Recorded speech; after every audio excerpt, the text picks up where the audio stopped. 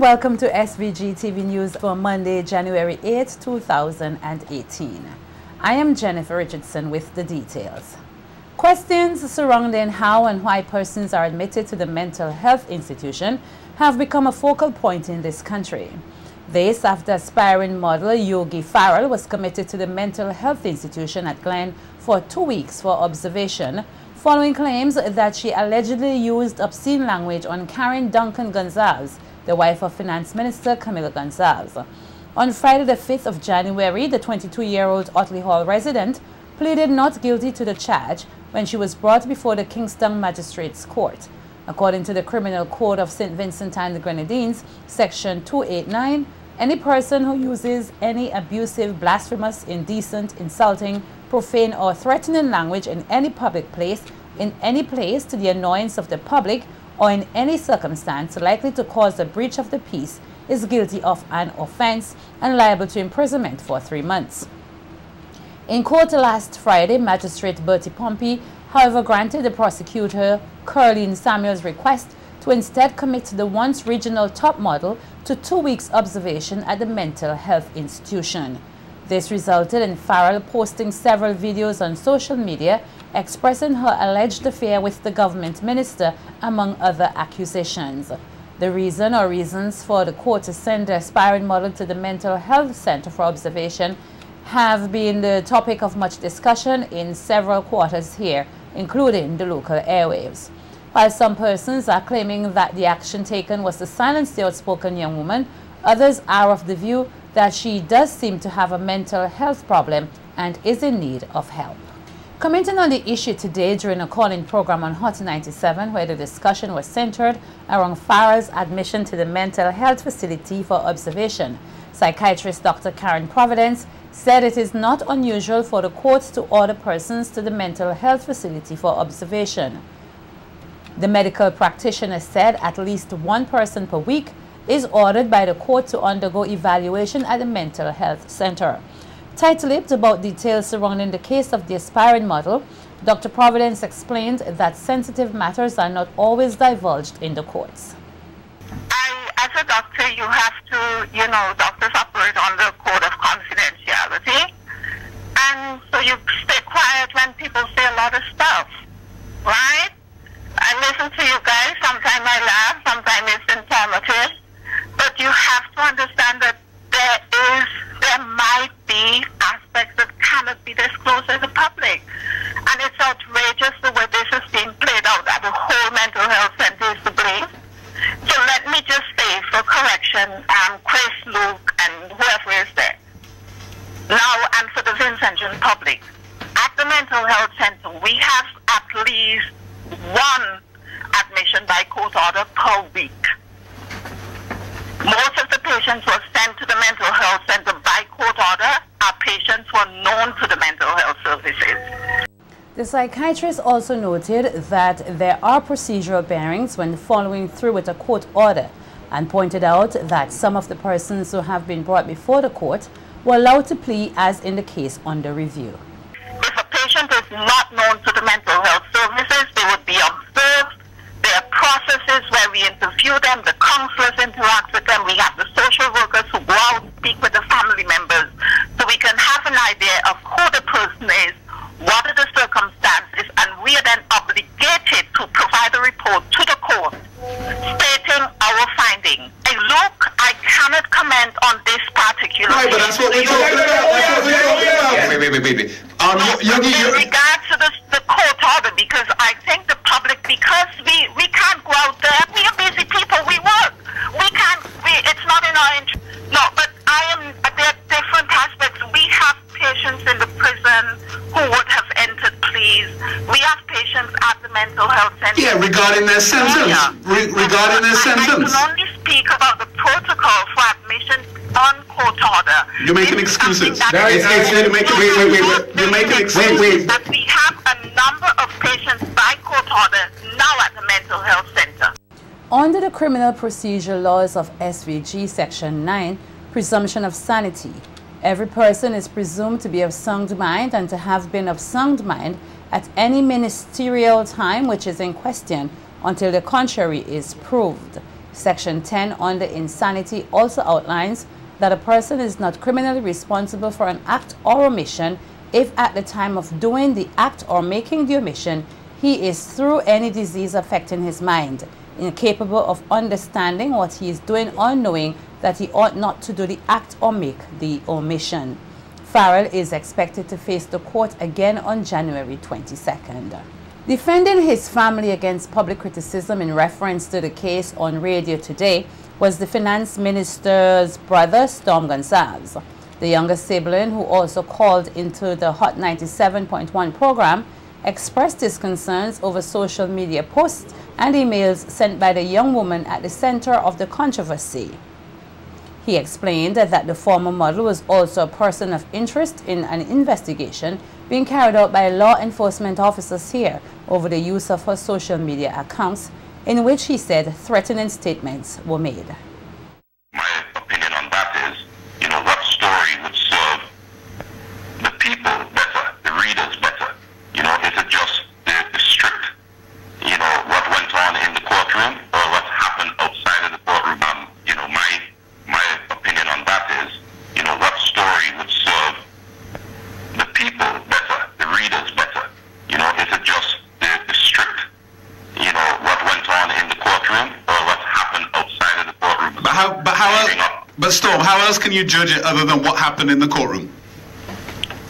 Well, it's simple. If you look at the history of posts just on social media, So why right, would that this young woman has made. She's also made personal threats via letters and emails and all sorts of things. But was all that brought up in court? Was all that brought up in court when she was sentenced? Was all that brought up in court? I wasn't in court. Okay. I wasn't in court. But it wasn't brought up in court. I'm not going to discuss that. Okay. In particular. Gonsalves denied allegations that his father, Dr. Rav Gonsalves, who is Prime Minister of this country for 17 years, has established a police state where there is no freedom of speech. The judge, and everyone's saying, oh, how could a magistrate send someone? I thought the doctor had to do that. He sent her for an evaluation. An evaluation may not take a day, it may not take 2 days, it may take But all right, so... and But Storm, you've never cussed anybody in public? Come on, man. He and his judgment, right, decided to do that. Your point is that we're living in, the insinuating that we're living in a police state and no one has freedom of speech, and if you curse somebody, you could be sent to the mental home. The problem I see you're having with this case, and I've heard you for the last half an hour, is that people are scared because they don't want to think that they could curse someone in the road and then they could be sent to the mental home. Obviously. That is not the case. That does not happen in St. Vincent and the Grenadines. Opposition Member of Parliament for East Kingstown, Annim Eustace, is calling on the government to make technical, not political decisions in handling the affairs of the nation.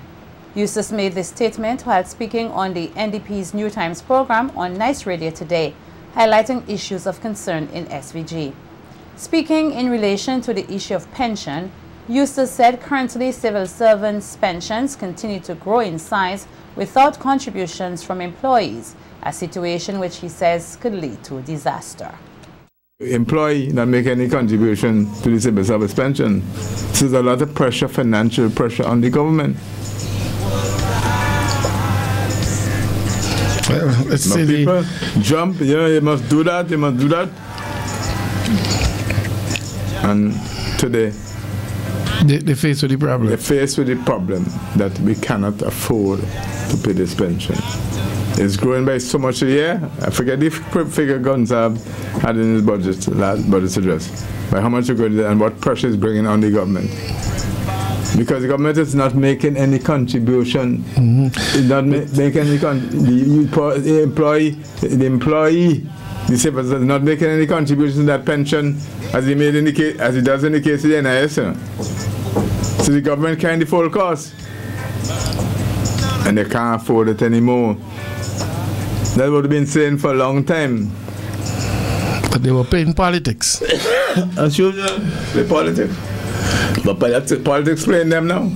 Speaking in relation to the general economy, Eustace utilized the example of the Erskine Sandiford-led government in Barbados, which made an economic decision which cost the government at the time political points but saved the Barbadian economy, A similar decision, he said, may be needed here. They paid back the 80% to the population. What the IMF was looking for them from that time was the devaluation of the Barbados dollar. Yes, I remember that. And I remember Prime Minister Sandiford held a meeting which I attended to, including the management of the bank, the president of the bank and others. And one of the things we agreed on is that we will reduce the 8% until they could do better.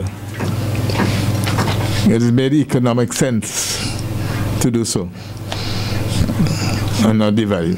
Eventually it was paid back, but they have let it slip back again into the same problem. And that's why you have the present difficulties now in Barbados. So what I'm saying, you need to look at the economy and take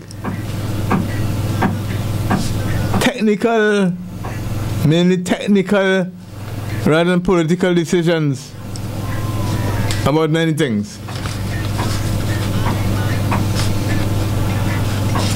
You know? Yeah, it's in all talk business. It's people's livelihood.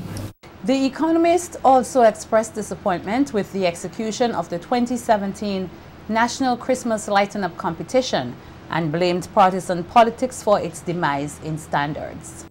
People came, they walked. We had a truck up on the bank there every night.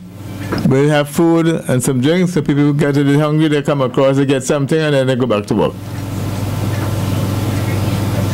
Walcott Hillocks had a truck which we used to use there, and somebody used during the course of the day to make sure certain things are prepared for people who are working to eat.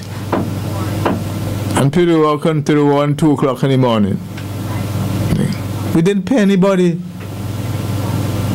When we handed over, after they got into office, they wanted lighting up to be only them alone. Nobody from NDP must be there. Sound like you know, cover. When we handed over, we handed 55,000 lights over. 55,000 lights we handed over in East Kingston. Now when I see what you have up there now too, you know, it's a shame. As thousands of students in the country returned to their classrooms today after the Christmas break, principals at some of these educational institutions expressed a desire to continue motivating their students so that they can reach their fullest academic potential. Speaking with SVGTV News earlier today, via the telephone was principal of the Thomas Saunders Secondary School, John Renton, and the principal of the St. Vincent Grammar School, Curtis King. Both encourage their students, particularly those who will be sitting the CSEC examination, to remain focused. Also, I was encouraging our Form 5 students. This is a very crucial term for them, and we're looking for excellence from them in the upcoming May-June CSEC examinations. One of the things that we're going to be doing a bit more this year is recognizing the excellence that we have in our students, because we understand that there's a lot of talent at Thomas Saunders. So in a couple of weeks' time, we're going to have a little additional prize-giving ceremony to encourage students and help them on their way to feel good about themselves and knowing that they can achieve the excellence that we're asking from them. Definitely, hard work does bring success. It's a proven fact year after year. This is like the final term of preparation. And of course, they also have certain obligations that they have to meet, certain responsibilities, primarily that of submitting their respective subject SBAs on time. And so, even as we participate in sporting activities and follow the rest of the academic programs, these students have to also consider that they have certain deadlines to meet, and of course we will be motivating them and encouraging them as administration and as teachers to make sure that they meet the deadline, so that at the end of the day they can leave school feeling proud that they would have given of their best and would have been rewarded with good grades at the CXC-CSEC examinations.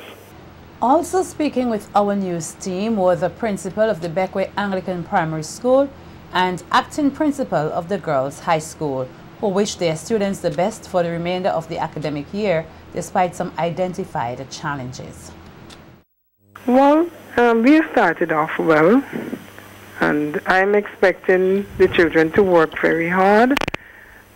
I'm expecting the teachers to be on board. We have a new plan for them. We are trying to do a new structure in terms of behavior, how to manage the behavior problem. We are planning on starting a school store where the children will be given points based on how they behave, and we'll use those points now for rewards. They will go use the points and redeem it from the school store. Well, we are on board with the early learners program, the kindergarten to grade 3. So they will be applying those new strategies that they have learned. And we are also introducing it to the entire school. Also the grade 6 students, well, you know, they're on board. The teachers are working with them. And we work with the children with the project groups. So we have those things in plan for them. Our term has not started off on a very bright note because we have to bury a teacher at the end of this week. So the general announcement had to be made this morning, but I think the teachers, the students took it fairly well.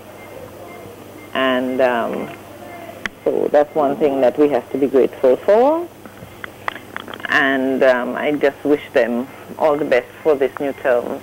There will be many challenges, we know, especially since we are in, you know, a building that is not one of the newest ones, but I think with the right spirit, they will be able to continue excellent achievements. So that's what I wish them for this year, and God's richest blessings. Forward to success. The words of inspiration which students of the Dorchester Hill Government School will now see in print every day and used as their watchwords as they continue their academic journey at the institution. The St. Vincent Broadcasting Corporation, parent company of SVG-TV, donated the colorful sign to the school, which was unveiled earlier today. The company was thanked for the initiative, noting that it aids in creating a more productive environment for the students attending the school. The donation forms part of SVGBC's continued support of the institution, as well as its mandate in supporting education.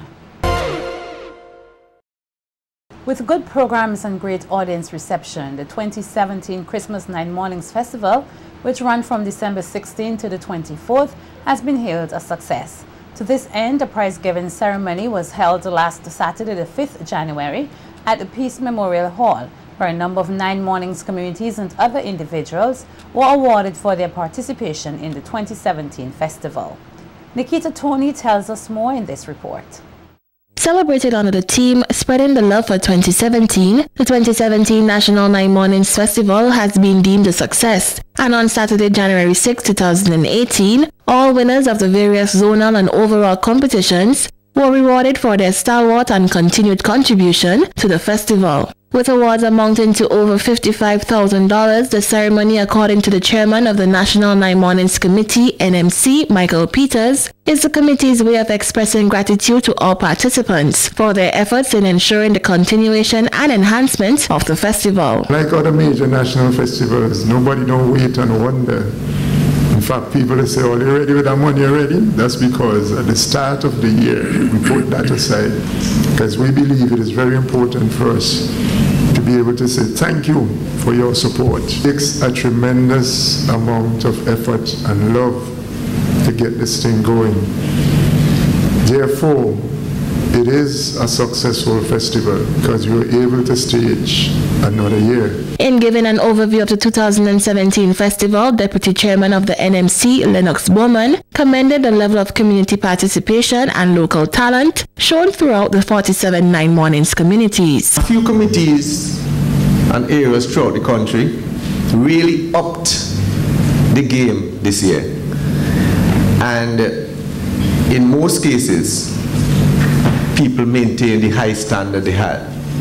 I have another meeting very early in the year to try to get your thoughts on what is happening, to ensure that our Christmas maximizes on its true cultural value and tourism potential. Minister of Culture Cecil Sesmaki commended the NMC and the various Nine Mornings communities and other partners for their continued hard work and dedication in developing and enhancing the unique Vincentian tradition. He further expressed hopes to see even greater Nine Mornings festivities. More flights coming on stream, and we'll be able to announce that very, very soon. Scheduled flights to the destination. December 2018, we are going to have even more persons on our doorsteps. So if we would have stepped up this year, 2017 for 2018, we have to step up a notch higher. There were also addresses from representatives of two major sponsors, the St. Vincent Electricity Services Limited, VINLEC, and the National Lotteries Authority, NLA. One of the areas we contribute to and investing seriously is the aspect of culture in St. Vincent and the Grenadines, because we recognize that to be able to move forward, we certainly have to preserve our culture. One thing I must commend the communities for is for what I refer to as building community spirit, because to be able to rally persons together to put on these presentations is certainly building spirit. I want to take the opportunity to commend the Nine Morning Committee this year. The first time in 40 years that we had Nine Morning on a Sunday morning. On behalf of the National Lotteries Authority, we want to make the request that going forward, that Sunday be included in the days of Nine Mornings. Unique to St. Vincent and the Grenadines, the Christmas Nine Mornings Festival is expected to see an even greater growth in the year 2018, as the National Nine Mornings Committee celebrates 20 years since the reintroduction of the festival. Nikita Tony reporting for SVGTV News. Saturday's ceremony saw a number of cash prizes distributed to various winners of competitions held during the 2017 Christmas Nine Mornings Festival. The top position in the 2017 It's Mine Nine Mornings poster competition went to Teatral Cato in the 7 to 11 category and Kadeem Bergen in the 12 to 16 category. In the VINLEC Community Lighting Competition, Zone 1 was copped by the Rosebank community, with Belvedere and Cotton Ground walking away as winners in Zone 2 and 3 respectively. Point Village took the top spot in Zone 4, while Paget Farm was adjudged the winner in Zone 5. The 2017 VINLEC National Community Lighting Competition Award went to Point Village for the 5th consecutive year. Point also copped the Best Nativity Scene title, with the Botanical Gardens being deemed the best lit garden for 2017, while Olivia De Silva walked away with the award for the Best Lit Private House for the 2nd straight year. The National Lottery's Best Community on Parade and Best Community Song went to the Point Village community. Taking the 2017 National Nine Mornings Community title was Stubbs for the 6th year in a row, with Coles Hill being adjudged the best Christmas community. Local entertainer Rodney Luther McIntosh for the 2nd year walked away with the Most Popular Local Christmas Song Award for his song Christmas Rub Down. Police here are investigating the death of an unidentified male whose body was discovered along the shoreline in the Peruvian Vale area this morning. Up to news time, the identity of the male figure is not known and the police have not yet released any information on the matter.